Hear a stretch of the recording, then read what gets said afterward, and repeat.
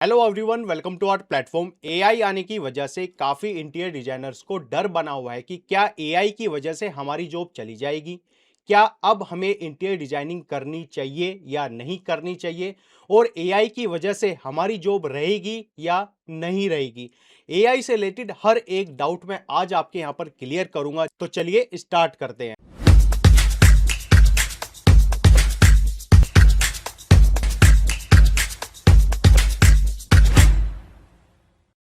AI के बारे में हर किसी को पता है और एआई कितना पावरफुल है ये भी पता है, लेकिन एआई की वजह से काफी लोगों ने अपनी जॉब गंवा भी दी है। और काफी लोग ऐसे हैं जो एआई की वजह से उनकी सैलरी, उनकी पोजीशन, उनकी ग्रोथ बहुत तेजी से हुई है। अब इनके बीच में डिफरेंस क्या होता है उसके बारे में जानते हैं, लेकिन उससे पहले एक सवाल मैं आपसे पूछता हूं, अगर एआई इतना ही पावरफुल है अभी इंटीरियर डिजाइनिंग में, तो अब भी कंपनी क्यों, अलग अलग जॉब पोर्टल्स पर आप सर्च करोगे तो कंपनी अब भी इंटीरियर डिजाइनर्स को हायर कर रही है, फ्रेशर्स को हायर कर रही है। तो क्यों कर रही है? अगर एआई इतना ही पावरफुल है तो उनको किसी भी एम्प्लॉय की जरूरत ही नहीं होगी, किसी भी इंटीरियर डिजाइनर की जरूरत ही नहीं होगी। तो ये सोचने वाली बात है और आपको इसके बारे में सोचना चाहिए। अगर मैं आपसे पूछूं, 5 साल बाद दो तरह के इंटीरियर डिजाइनर्स होंगे। एक इंटीरियर डिजाइनर होगा जिसको कि ऑटोकैड आता है, स्केचअप आता है, जिसके पास कम से कम 8 साल का एक्सपीरियंस है। और जो दूसरा इंटीरियर डिजाइनर है उसको खाली 2 साल का एक्सपीरियंस है, उसको एआई का यूज करना आता है, क्लाइंट के साथ कम्युनिकेशन काफी अच्छे से कर सकता है, साथ ही 5 गुना ज्यादा वो तेजी से डिजाइनिंग कर सकता है। तो अब आप बताइए कि कंपनी किसको हायर करेगी, फर्स्ट डिजाइनर को या सेकंड डिजाइनर को? देखिए, कंपनी सेकंड डिजाइनर को ही हायर करेगी। क्यों?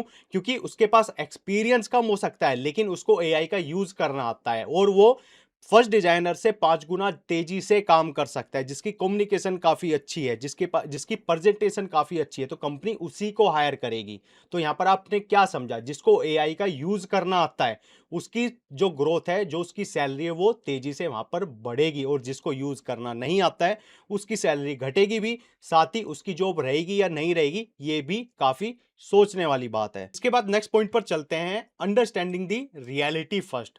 देखिए, एआई जॉब नहीं खा रहा है, एआई जो स्लो लोग हैं उनकी जॉब खा रहा है। डिफरेंस काफी बड़ा है, इसको एक एग्जांपल के तौर पर समझते हैं। पहले के टाइम पर जो कैलकुलेशन होती थी हम उसको मैनुअली करते थे, लेकिन जब कैलकुलेटर आया था तो सब जगह बात ये चल गई थी कि जो अकाउंटेंट है उनकी जॉब चली जाएगी, अब सारा का सारा काम कैलकुलेटर करेगा। क्या हर किसी जो अकाउंटेंट है उसकी जॉब चली गई है? नहीं चली गई है। जॉब किसकी गई है? जो कैलकुलेटर यूज नहीं करता है, और जिसको कैलकुलेटर का यूज करना उस टाइम पर आ गया उसकी जॉब वहीं की वहीं रही है, और उसकी जॉब तेजी से बड़ी है पहले के टाइम पे। तो इसी तरीके से एआई का भी यही रोल है। इसको थोड़ा सा और सिंपल वे में समझते हैं। देखिए, सबसे पहले हम समझते हैं what can AI do in interior design. AI क्या कर सकता है इंटीरियर डिजाइनिंग में? देखिए, सबसे पहले जो मूड बोर्ड है वो क्रिएट कर सकता है। इसके बाद जो कलर कॉम्बिनेशन है वो वहां पर क्रिएट कर सकता है, मतलब कि बता सकता है कि किस तरीके के कलर कॉम्बिनेशन हम यहां पर बना सकते हैं, किस थीम पर हम बना सकते हैं। इसके बाद फर्नीचर सजेस्ट कर सकता है कि उस थीम के अकॉर्डिंग कैसा फर्नीचर यहां पर लगेगा। इसके बाद जो लेआउट आइडिया है वो आपको बता सकती कि एक एक एक लिविंग रूम है, ठीक है, कि मान के चलो कि एक 15 बाई 12 का एक लिविंग रूम है, अब उसकी किस तरह की लेआउट होगी, ठीक है, उसके बारे में हमें सजेस्ट कर सकता है। इसके बाद क्लाइंट प्रेजेंटेशन आपको बनाकर दे सकता है, साथ ही जो रेंडर एनहेंस है उसको और भी ज्यादा बेटर कर सकता है। वहां पर जैसे कि हम वीरे से रेंडर करते हैं तो उसको और भी ज्यादा बेटर वहां पर कर सकता है, उसकी क्वालिटी काफी अच्छी कर सकता है, कुछ चीजें उसमें ऐड कर सकता है, ठीक है। तो इस तरह के काम क्या करता है एआई वहां पर कर सकता है। इसके बाद मटेरियल सजेस्ट कर सकता है कि काफी चीजें ऐसी होती है कि हमें अलग अलग तरह के मटेरियल्स हमें इंटीरियर डिजाइनिंग में लगाने पड़ते हैं, उसी के थ्रू हम एक प्रॉपर कॉम्बिनेशन हम वहां पर क्रिएट करते हैं। तो हमें हमें वहां पर मटेरियल की कम नॉलेज है, तो लेकिन उसका काम क्या है कि एआई आपको बता देगा कि किस तरह का मटेरियल हमें वहां पर लगाना है। इसके बाद स्पेस प्लानिंग आइडियाज आपको वहां पर दे सकते हैं कि किस तरीके से उस स्पेस की प्लानिंग हमें करनी है, क्या क्या प्रोसेस होगा, किसके थ्रू हम वहां पर कर सकते हैं। इसके बाद लाइटिंग सजेस्ट कर सकते हैं कि यहाँ पर हमें वार्म लाइट लगानी है, यहाँ पर हमें कूल लाइट लगानी है, उसकी इंटेंसिटी कितनी होनी चाहिए, वो सारी चीजें आपको वहां पर बता देगा। साथ ही इमेज जनरेशन का काम करेगा, मतलब कोई अच्छी सी इमेज भी जनरेट आपको वहां पर करके दे देगा। तो इस तरीके के जो काम है वो एआई कर सकता है, और हर फील्ड में एआई इस तरीके के काम करता भी है। अब ये तो काम एआई ने कर लिया, अब मैं आपसे पूछूं कि क्या एआई साइट विजिट करेगा, क्या एआई क्लाइंट के साथ मीटिंग करेगा, क्या उनके साथ कम्युनिकेशन करेगा, उनको कोई प्रॉब्लम है तो क्या उसका तुरंत वहां पर उनको सोल्यूशन वहां पर देगा? नहीं देगा। अब समझते हैं कि एआई क्या नहीं कर सकता, उसके बारे में हम समझते हैं कि what can can not AI do, ठीक है। अब देखिए, सबसे पहले मटेरियल क्वालिटी चेक वो तो आपको ही करनी पड़ेगी, डिजाइनर को ही वहां पर क्वालिटी चेक करनी पड़ेगी ऑन साइट की, किस तरह का मटेरियल वहां पर लग रहा है, उसकी क्वालिटी सही है या नहीं है। इसके बाद जो साइट पर जो काम होगा वो कौन कराएगा, वो एक डिजाइनर ही करवाएगा, जो वहां पर कारीगर होंगे, ठीक है, जो कारपेंटर होंगे, इलेक्ट्रीशियन होंगे, प्लम्बर होंगे, जो अलग अलग तरह के काम करते हैं इंटीरियर डिजाइनिंग में, ठीक है, उनके साथ जो कन्वर्सेशन है उनको बताना वो कौन करेगा, वो एक डिजाइनर ही करेगा, क्योंकि डिजाइनिंग वो ही करेगा, ठीक है। इसके बाद जो क्लाइंट इमोशंस हैं उसको कौन समझेगा, वो क्लाइंट जो डिजाइनर ही समझेगा, क्योंकि एआई इमोशंस को नहीं समझता, उसको बतानी पड़ती हैं चीजें जब वो कुछ चीजें सजेस्ट करता है वहां पर। इसके बाद जो वेंडर मैनेजमेंट है, जैसे कि कारपेंटर, इलेक्ट्रीशियन, अलग अलग तरह के वेंडर के साथ जो कॉन्टैक्ट बनाएगा, क्योंकि एआई साइट पर तो काम नहीं करेगा ना, उसके लिए तो आपको वेंडर चाहिए, अलग अलग जो ठेकेदार है, ठीक है, वो चाहिए वहां पर। तो उसके साथ जो मैनेजमेंट है, किस तरीके से काम होगा, उनको कौन जोड़ेगा, वो डिजाइनर ही जोड़ेगा। इसके बाद जो कारपेंटर हैंडल्स है, जो कारपेंटर काम करेगा उसको कौन हैंडल करेगा, वो एक डिजाइनर ही करेगा वहां पर। इसके बाद जो मेजरमेंट है, अब एआई जाकर मेजरमेंट तो नहीं करेगा, कहीं पर बीम आ रहा है, कहीं पर कॉलम आ रहा है, कहीं पर कोई किसी तरीके का वहां पर कोई एलिवेशन लुक क्रिएट कर रहा है, अब उसकी क्या मेजरमेंट है, तो वो कौन करेगा, वो एक डिजाइनर ही वहां पर जाकर करेगा, ठीक है, एआई नहीं करेगा। इसके बाद जो बजट है, बजट नेगोशिएशन कौन करेगा, वो डिजाइनर ही करेगा। अब क्लाइंट बोल रहा है कि मेरा बजट है 10 लाख रुपए, अब जो वो डिजाइनिंग मांग रहा है वो है वहां पर 12 लाख रुपए की, तो जो नेगोशिएशन है कि हमें उसे 12 लाख रुपए के अंडर लाना है, ठीक है, या इससे थोड़ा सा प्रॉफिट हमें ज्यादा कमाना है, तो वो बजट के बारे में भी बात एआई नहीं करेगा, वो एक डिजाइनर ही करेगा। इसके बाद जो इलेक्ट्रिकल पॉइंट चेक है, कहां पर परफेक्ट है, कहां पर रिक्वायरमेंट के अकॉर्डिंग इलेक्ट्रिकल जो पॉइंट्स है प्रोवाइड कराए गए या नहीं कराए गए, वो भी कौन करेगा, वो एक डिजाइनर ही वहां पर करेगा। इसके बाद जो कम्युनिकेशन है क्लाइंट के साथ और जो आपके वेंडर्स हैं, जो ठेकेदार है, उनके साथ जो कम्युनिकेशन बना के रखेगा, वो डिजाइनर ही करेगा। इसके बाद जो क्लाइंट की रिक्वायरमेंट्स है उनको फुलफिल भी डिजाइनर ही करेगा, एआई नहीं करेगा। तो आपको समझनी पड़ेंगी चीजें कि एआई क्या कर सकता है और एआई क्या नहीं कर सकता। एआई सब कुछ नहीं कर सकता, ठीक है, एआई सब कुछ नहीं कर सकता, ये चीज आपको समझनी पड़ेगी, ठीक है। तो मैंने आपको बता दिया कि एआई क्या कर सकता है। एआई बस आपको सजेस्ट कर सकता है, आपको बता सकता है, नए नए सजेशंस आपको दे सकता है, कुछ इमेज जनरेट करके दे सकता है, आपकी इमेज जो रेंडर आपने निकाला है उसको थोड़ा सा और भी ज्यादा रियलिस्टिक वो बना सकता है, उसमें लाइटिंग थोड़ी और परफेक्ट कर सकता है, मूड बोर्ड वहां पर बना सकता है, लेकिन हर एक चीज एआई नहीं कर सकता। अब इसे एक एग्जांपल के तौर पर समझते हैं कि आप एक क्लाइंट का किचन डिजाइन कर रहे हैं, ठीक है, और जो बाहर वाली वॉल है वहां वो बीच में आ रही है और क्लाइंट आपको बोलता है कि यार ये वॉल मुझे नहीं चाहिए, ठीक है। अब एआई यहां पर क्या उस वॉल को हटा देगा, हाँ, इमेज जनरेशन में उसको हटा देगा और वहां पर एक परफेक्ट डिजाइन क्रिएट कर देगा। अब क्या पता जो वो वॉल आप हटा रहे हो वो लोड बियरिंग वॉल हो, ठीक है, वो एक लोड कैरी कर रही हो, तो क्या एआई उसकी रेस्पॉन्सिबिलिटी लेगा कि इस वॉल को हटा के इसकी जो स्ट्रक्चर है उस बिल्डिंग में कुछ भी नहीं होगा, कोई भी इफेक्ट नहीं आएगा? वो कौन रेस्पॉन्सिबिलिटी लेगा? वो एक डिजाइनर लेगा, वो समझेगा कि ये लोड बेयरिंग वॉल है या नहीं है, ये लोड झेल रही है नहीं झेल रही। तो अगर हर चीज परफेक्ट होगी तो डिजाइनर उसको वहां से रिमूव करेगा और वहां पर एक डिजाइन क्रिएट कर देगा। तो ये सारी चीजें आपको समझनी पड़ेंगी। इसके बाद नेक्स्ट पॉइंट पर चलते हैं, वो है दी बिगेस्ट मिथ। देखिए, स्टूडेंट सोचते हैं कि जो एआई है वो डिजाइन बनाता है, लेकिन क्या ये रियलिटी है? देखिए, एआई आइडिया बनाता है लेकिन डिजाइन डिसीजन डिजाइनर लेता है। अब इसको एक एग्जांपल के तौर पर समझते हैं। एक क्लाइंट का 10x12 का रूम है, एआई से बोलो कि इसका एक परफेक्ट लग्जरी इंटीरियर कर दो, तो एआई उसका परफेक्ट इंटीरियर वहां पर डिजाइन करके दे देगा। लेकिन अब उस रूम में कुछ प्रॉब्लम है, अब वहां पर बीम भी आया हुआ है, साथ ही कॉलम भी बीच में है, साथ ही वहां पर पहले से वार्डरोब बनी हुई है। अब क्लाइंट बोलता है कि यार ये वार्डरोब मुझे नहीं हटानी, जहां पर बीम है यहाँ पर एक परफेक्ट तरीके का डिजाइन क्रिएट कर दो, ठीक है, जिसकी वजह से जो बीम है और कॉलम है वो मेरा हाइड हो जाए और वो डिजाइनिंग का पार्ट दिखे। अब एआई यहाँ पर फेल हो जाएगा। क्यों? एआई खाली एक खाली जगह को देखकर उसमें एक इमेज जनरेट करके दे सकता है, लेकिन यहीं से स्टार्टिंग होती है डिजाइनर की, डिजाइनर के दिमाग की। अब वो उसी पैटर्न के अकॉर्डिंग, जहां पर भी बीम आ रहा है, जहां पर भी कॉलम आ रहा है, जहां पर वार्डरोब पहले से बनी हुई है, वहां पर एक उसी के अकॉर्डिंग, उस रिक्वायरमेंट के अकॉर्डिंग वहां पर एक परफेक्ट डिजाइन क्रिएट करके देगा। लेकिन एआई इस तरीके से नहीं देगा। आप कर भी देख सकते हो, एआई उसमें बार बार चेंजेस करेगा और गलत चेंजेस वहां पर करेगा। प्रॉपर मेजरमेंट आपको नहीं मिलेगी, क्योंकि एआई को प्रॉपर मेजरमेंट वहां पर नहीं मिलेगी, क्योंकि जब तक आप खुद मैनुअली उसको वहां पर सॉफ्टवेयर में डिजाइन नहीं करोगे, जब तक परफेक्ट तरीके से आप वहां पर डिजाइनिंग नहीं कर सकते हो उनकी रिक्वायरमेंट के अकॉर्डिंग। तो आपको ये हर एक पॉइंट जो भी मैं आपको बता रहा हूं एआई से रिलेटेड, ये आपको समझने पड़ेंगे, इनके बारे में सोचना पड़ेगा, जब भी आपके सारे डाउट्स क्लियर होंगे और एआई से जो आप डरे हुए हो वो उससे भी आप बाहर वहां पर इजीली निकल जाओगे। नेक्स्ट पॉइंट पर चलते हैं, हुज सैलरी विल डिक्रीज। देखिए सबसे पहले हमें समझना पड़ेगा कि सैलरी किसकी घटेगी और किसकी जॉब जा सकती है। देखिए खाली जो ऑटो कैड यूज करता है, खाली स्केचअप यूज करता है, कॉपी पेस्ट कर लेता है, बेसिक वहां पर रेंडर निकाल देता है, ठीक है। अब कंपनी क्या बोलेगी, अगर यही चीज करवानी है तो हम एआई से करवा लेंगे, ठीक है। तो तुम्हारा क्या काम है, जब तुम कुछ बेटर यहां पर नहीं कर सकते हो तो इतनी चीजें तो एआई भी करके आपको दे देगा, ठीक है। तो कंपनी आपको हायर क्यों करेगी। अगर आपको रख भी रही है तो आपकी सैलरी घटा देगी कि भाई जितना आप पे काम आता है उसके हिसाब से हम आपको इतनी ही सैलरी आपको पे करेंगे, आपको काम करना है करो, वरना नहीं करना तो आप जा सकते हो, ठीक है। तो उन लोगों की सैलरी घटेगी भी और उनकी जॉब जाएगी भी। अब समझते हैं कि किसकी सैलरी यहां पर बढ़ेगी।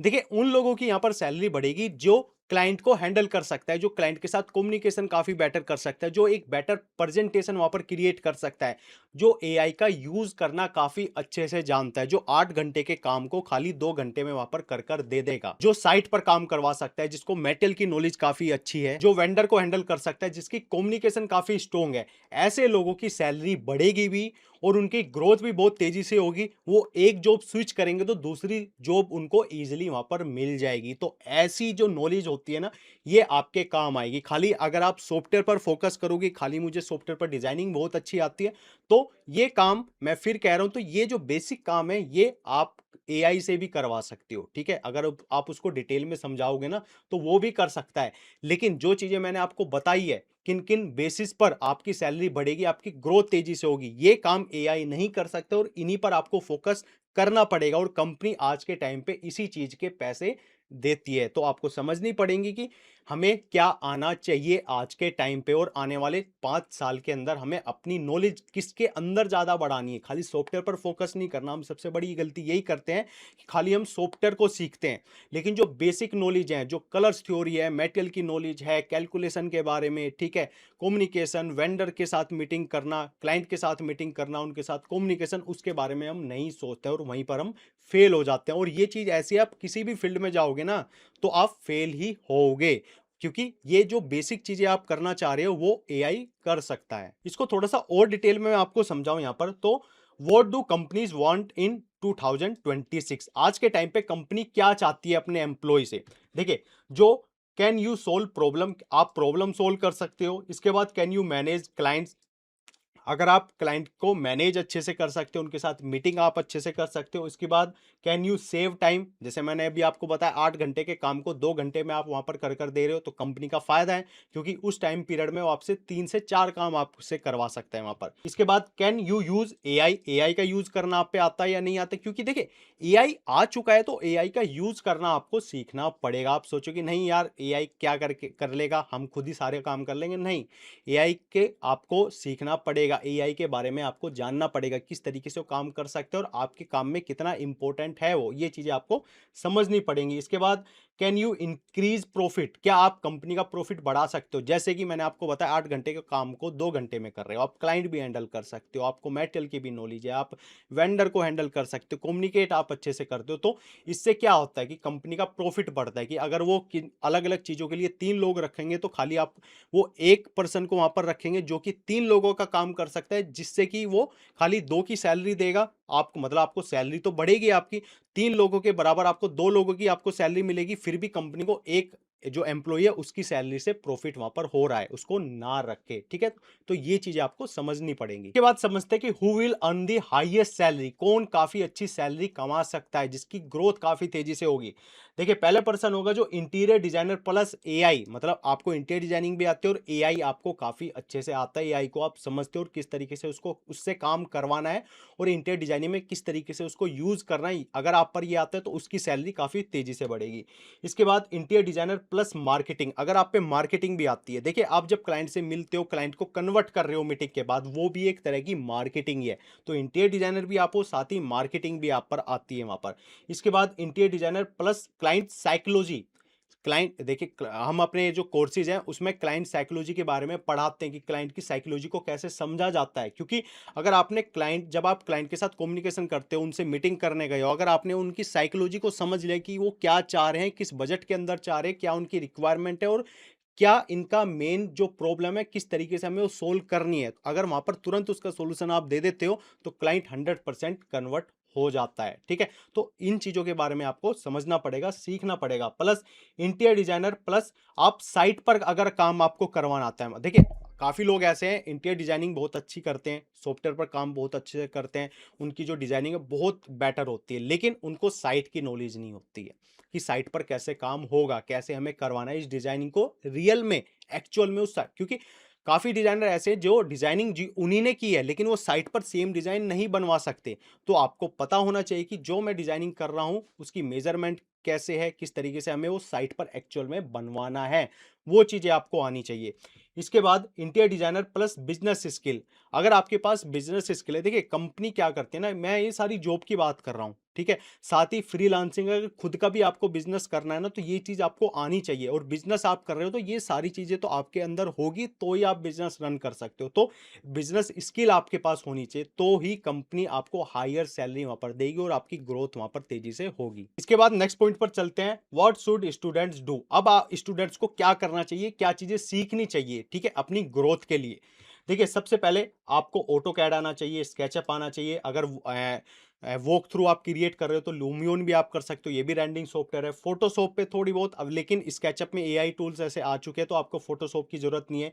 एआई टूल्स आपको सीखने पड़ेंगे अलग अलग की, इंटीरियर डिजाइनिंग में कौन कौन से एआई टूल्स हैं ऐसे जिनकी हेल्प से मैं एक बेटर डिजाइनिंग और फास्ट काम वहां पर कर सकता हूँ। प्रेजेंटेशन आपको बनानी आनी चाहिए, कम्युनिकेशन आपकी बेटर होनी चाहिए, आपको मेटेरियल की नॉलेज होनी चाहिए, ठीक है। और जो मेटल नॉलेज है, इसके बाद साइट विजिट अगर आप करते हो, ठीक है, किस तरीके से काम मुझे साइट पर करवाना है वो आपको पता होना चाहिए। बजट के अंदर किस तरीके से डिजाइनिंग करनी है और बजट के अंदर क्लाइंट को कैसे कन्वर्ट करना है वो आपको पता होना चाहिए।